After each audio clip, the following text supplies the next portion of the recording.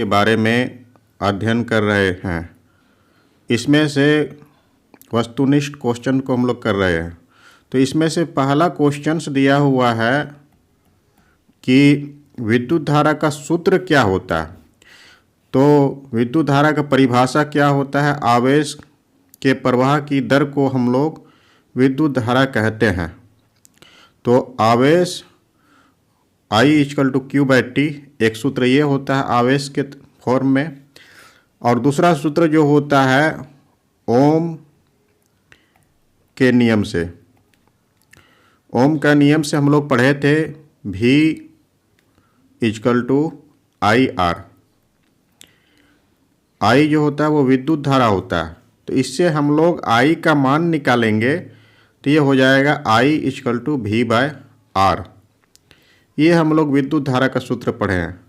तो दो सूत्र हो गया, एक I = Q/T और दूसरा हो गया I = V/R। अगला क्वेश्चन जो है इसमें से कहा है कि निम्नलिखित में से किस प्रकार धारा के प्रवाह का विरोध या फिर इलेक्ट्रॉन के प्रवाह का विरोध कौन से करता है, प्रतिरोध। इलेक्ट्रॉन किसी चालक में इलेक्ट्रॉन के प्रवाह के मार्ग में जो बाधक होता है उसे हम लोग प्रतिरोध कहते हैं। तो निम्नलिखित में से किस में से धारा के प्रवाह के विरोध की शक्ति न्यूनतम होता है। ठीक है, धारा के प्रवाह की शक्ति का न्यूनतम होता है। कहने का अर्थ हो गया कि उसमें से किसी भी प्रकार का रुकावट नहीं होगा धारा के प्रवाह में। धारा आसानी से प्रवाहित हो जाएगा। धारा आसानी से प्रवाहित किस में होगा, जिसका प्रतिरोध कम होगा। प्रतिरोध किसका कम होता है, वो होता है सुचालक का प्रतिरोध जो होता है बहुत कम होता है, इसीलिए धारा इसमें से आसानी से प्रवाहित हो सकता है। जैसे कि दूसरा ऑप्शन दिया है एक अच्छे विद्युत रोधी में। तो विद्युत रोधी में क्या होता है, विद्युत धारा का रुकावट जो होता है या फिर विद्युत धारा के विरोध जो होता है बहुत अधिक होता है, इसीलिए इसमें से धारा आसानी से प्रवाहित नहीं होता है। एक कुचालक या फिर विद्युत रोधी एक ही होता है। एक उच्च प्रतिरोध अगर होता है तो धारा का मान कम हो जाता है। हम लोग जैसे जानते हैं V = IR पढ़े हम लोग, IR इस तरह से। अगला क्वेश्चन जो है तीसरा नंबर में है किसी विद्युत सर्किट के दो बिंदुओं के मध्य एक इकाई आवेश के हस्तांतरण में हुआ कार्य। हम लोग ये पढ़ते आ रहे हैं। विभवांतर जो होता है किसी परिपथ में एक बिंदु से दूसरे बिंदु तक आवेश को हस्तांतरित करने में जो कार्य होता है उसे हम लोग विभवांतर कहते हैं। यही ना पढ़े हैं। तो विभवांतर है उसको हम लोग कहेंगे। कौन नंबर का जो ऑप्शन है विभवांतर, यही वाला होगा। V = W/Q होता है। धारा नहीं होगा। धारा हम लोग जो है I = Q/T जैसे हम लोग पढ़ते आ रहे हैं, ये होता है इसका फॉर्मूला। शक्ति अभी हम लोग पढ़े नहीं है। प्रतिरोध के बारे में, प्रतिरोध जो होता है वो धारा के प्रवाह में रुकावट डालता है या फिर धारा के प्रवाह का विरोध करता है। ये होने से क्या होता है, धारा जो होता है कम प्रवाहित होता है, उसका मान जो होता है वो घट जाता है प्रतिरोध के कारण। अगला सूत्र है इसमें से प्रतिरोध का सूत्र प्रतिरोधकता के रूप में लिखना है।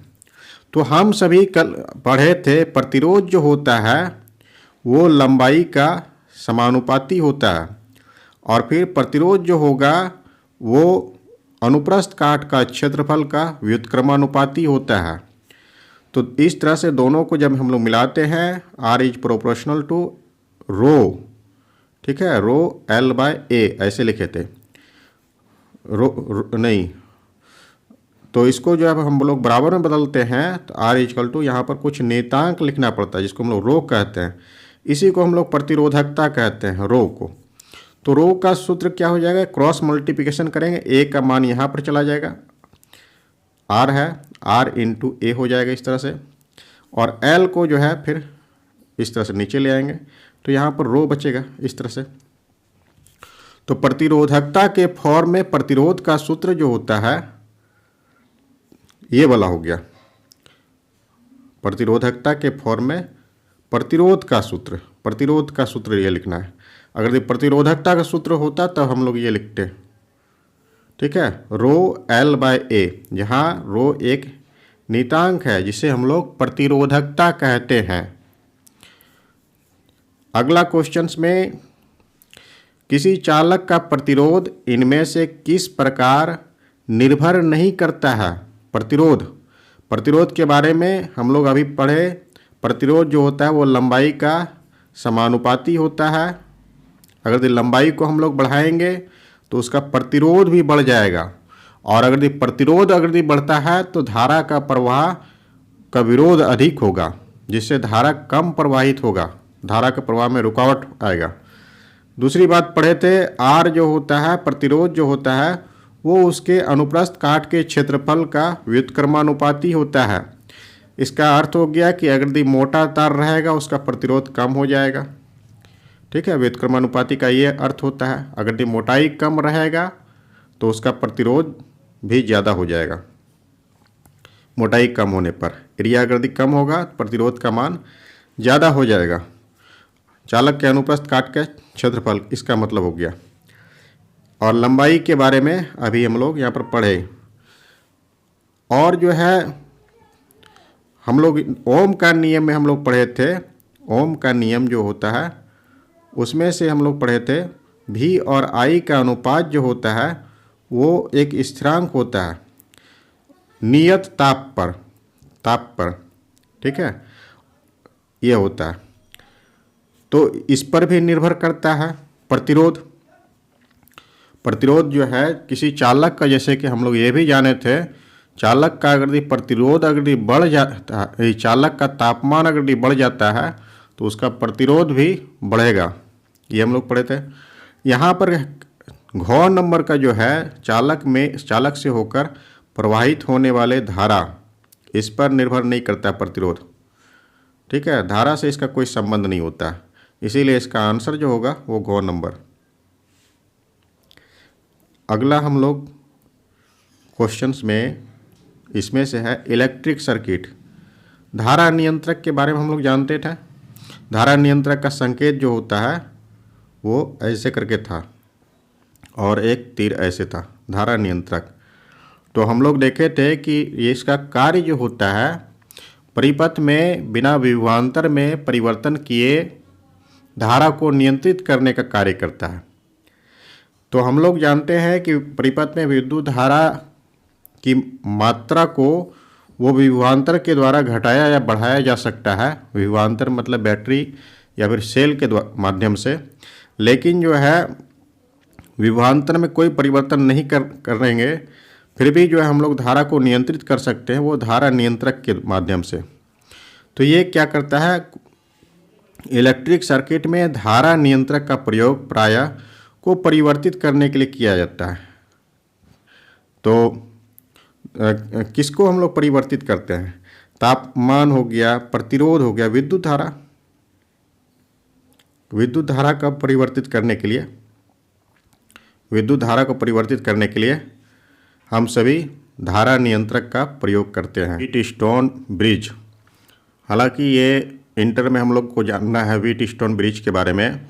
तो व्हीटस्टोन ब्रिज में होता क्या है, इस तरह से 4 प्रतिरोध होता है, जिसमें से 3 प्रतिरोध का मान को हम लोग जानते हैं और चौथा प्रतिरोध का मान को हम लोग को ज्ञात करना होता है। इस तरह से मान लेते हैं ये P है, ये Q होता है, R है और ये S है, और ये बीच में इस तरह से है, इस तरह से रहेगा। तो इसमें से हम लोग P/Q बराबर R/S करते हैं। 3 प्रतिरोध का मान प्राप्त रहेगा और चौथा प्रतिरोध का मान हम लोग इस फॉर्मूला से हम लोग प्राप्त कर सकते हैं। तो व्हीटस्टोन ब्रिज का उपयोग किसके मापन के लिए किया जाता है, तो धारा निम्न मानों तथा धारा के उच्च मानों के लिए, ये वाला नहीं होगा, धारा के उच्च मानों को प्राप्त करने के लिए वोल्टता के निम्न मानों को प्राप्त करने के लिए या फिर प्रतिरोध के मानों को प्राप्त करने के लिए, यही बोला होगा, प्रतिरोध के मान को हम लोग प्राप्त करने के लिए इसका प्रयोग करेंगे। जैसे विभिन्न अलग अलग पदार्थ जो होता है या फिर अलग अलग धातु जो होता है उसकी प्रतिरोधकता जो होता है, प्रतिरोधकता में अंतर होता है, प्रतिरोधकता का मान अलग अलग होता है। उसी के आधार पर हम लोग जानते हैं कि वह पदार्थ जो होता है विद्युत का जो है सुचालक है या फिर उससे कम चालक है। जैसे कि चांदी के बारे में हम लोग जानते हैं, चांदी का प्रतिरोधकता बहुत कम होने के कारण वह जो है विद्युत का अच्छा जो है चालक कहलाता है, सुचालक कहते हैं उसको हम लोग। इसी प्रकार से नेक्स्ट क्वेश्चन में किसी पदार्थ की प्रतिरोधकता के मान इसकी चालकता निर्धारित करता है। जानते हैं हम लोग प्रतिरोधकता का जो मान होता है उसी के आधार पर हम लोग चालकता पता करते हैं। जिस पदार्थ का प्रतिरोधकता जो है कम होगा वह जो है उतना अच्छा चालक होता है। तो निम्न प्रतिरोधकता कम, निम्न प्रतिरोधकता वाली धातुएं जो होता है वो मिश्र धातु की भांति व्यवहार करता है। ये नहीं होगा, मिश्र धातु की प्रतिरोधकता जो होता है वो 10⁻⁻⁶ की कोटि का होता है।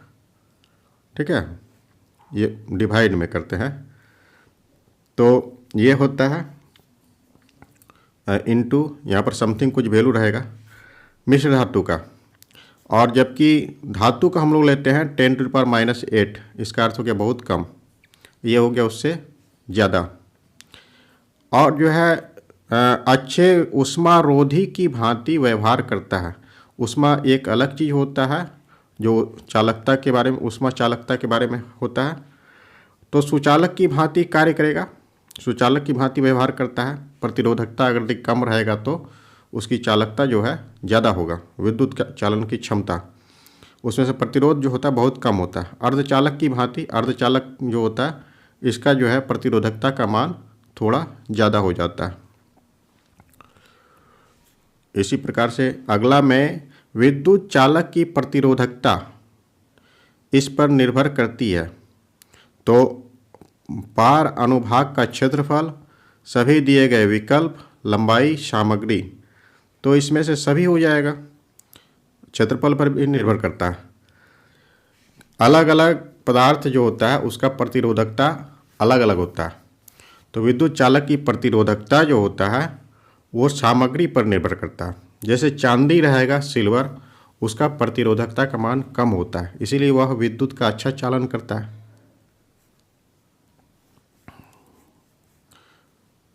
अगला में एक पदार्थ में क्या होने पर अतिचालक पदार्थ होता है। अतिचालक का अर्थ हो गया सुपर कंडक्टर, जिसको हम लोग कहते हैं। तो प्रतिरोध इसमें से सबसे पहली बात की तो बहुत कम होता है या फिर जीरो के बराबर कह सकते हैं, नगण्य हो सकता है। ऋणात्मक तो होता नहीं है कभी। प्रतिरोध का मान बहुत कम होता है, बहुत कम जो है उसको हम लोग चालक कहेंगे। प्रतिरोध होगा या फिर प्रतिरोध शून्य होगा, यही होगा। अति चालक में प्रतिरोध का मान शून्य होगा और चालक में बहुत कम प्रतिरोध होता है, नहीं के बराबर इसको कह सकते हैं हम लोग। अति चालक में जीरो होता है। निम्न में से किस में से निम्न प्रतिरोधकता होती है। प्रतिरोधकता निम्न होना चाहिए। प्रतिरोधकता निम्न होने का अर्थ क्या है कि वह जो होता है विद्युत का चालन अच्छा से करता है या फिर सुचालक जिसको हम लोग कहते हैं। तो इसमें से नाइक्रोम दिया हुआ है, ग्लास दिया हुआ है। ग्लास जो होता है वो अधातु होता है या फिर अचालक कहते हैं, कुचालक होता है। इसका जो होता है प्रतिरोधकता की कोटि जो है 10⁻12 से 10⁻17 इस तरह से था। ओम मीटर जो होता है वो प्रतिरोधकता का यूनिट होता है। तो ये सभी जो होता है इसका, ये कुचालक वस्तु का प्रतिरोधकता होता है। तो एवोनाइट भी जो है वही कुचालक है, हीरा भी कुचालक है। नाइक्रोम जो है ये चालक होता है, इसीलिए इसका प्रतिरोध जो होता है, प्रतिरोधकता जो होता है ये निम्न होता है। आगे इसमें से है तांबे की प्रतिरोधकता। तांबे की प्रतिरोधकता कितना हो सकता है। तो 1.6 × 10⁻⁸ इस तरह से शायद हम लोग पढ़े थे। ठीक है, ये होता है इसमें से तांबे की प्रतिरोधकता। अगला हम सब एक कंडक्टर का प्रतिरोध, कंडक्टर है मतलब कि वह विद्युत का चालक कहलाता है। प्रतिरोध सीधे अनुपातिक है। प्रतिरोध जो होता है वो सीधा अनुपातिक किसका होता है? वो लंबाई का, लंबाई का होता है। प्रतिरोध सीधे अनुपातिक है, लंबाई का हो गया। प्रकार से अगला क्वेश्चंस में अत्यधिक प्रतिरोध वाले चालक को क्या कहते हैं? प्रतिरोध बहुत अधिक होगा उस चालक को हम लोग क्या कहते हैं? प्रतिरोध अधिक होने पर चालक हो गया, विद्युत रोधी हो गया, प्रतिरोध हो गया और अर्धचालक हो गया। प्रतिरोध बहुत अधिक होने पर वो विद्युत रोधी कहलाएगा। तो अत्यधिक प्रतिरोध वाले चालक जो होता है उसको हम लोग प्रतिरोधक कहेंगे। अत्यधिक प्रतिरोध जिसका होगा उस चालक को हम लोग प्रतिरोधक कहेंगे।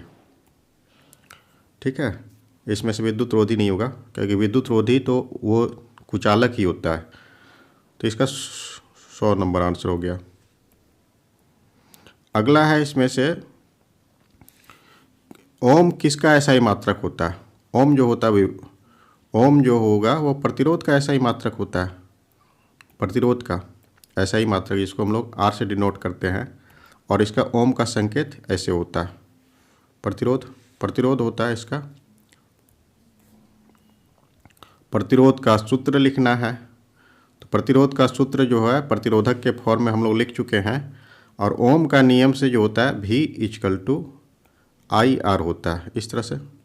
तो इसमें से R जो होता है वो V/I, V और I के विभवांतर और धारा के अनुपात को हम लोग प्रतिरोध कहेंगे। अगला क्वेश्चंस में एक कंडक्टर का प्रतिरोध किसके व्युत्क्रमानुपाती होता है? व्युत्क्रमानुपाती इसको हम लोग कहेंगे। अनुप्रस्थ काट के क्षेत्रफल का व्युत्क्रमानुपाती होता है। कौन नंबर इसका आंसर हो जाएगा? कंडक्टर का प्रतिरोध किसका व्युत्क्रमानुपाती होता है? इसका हो गया। अगला जो है विद्युत रोधियों की प्रतिरोधकता। विद्युत रोधियों की प्रतिरोधकता, इसका जो है परिसर जो होता है 10⁻12 से 10⁻18 बहुत अधिक प्रतिरोधकता होता है। इतना प्रतिरोधकता होने के कारण इसमें से धारा का प्रवाह बिल्कुल ही नहीं होता है, नगण्य होता है, नहीं होता है इसमें से। अर्धचालक में हल्का होता है और कुचालक में एकदम कुछ नहीं होता है विद्युत का प्रवाह। अगला इसमें से है, अगला क्वेश्चंस में दो बल्बों में से एक जो है दूसरे की तुलना में अधिक चमक रहा है।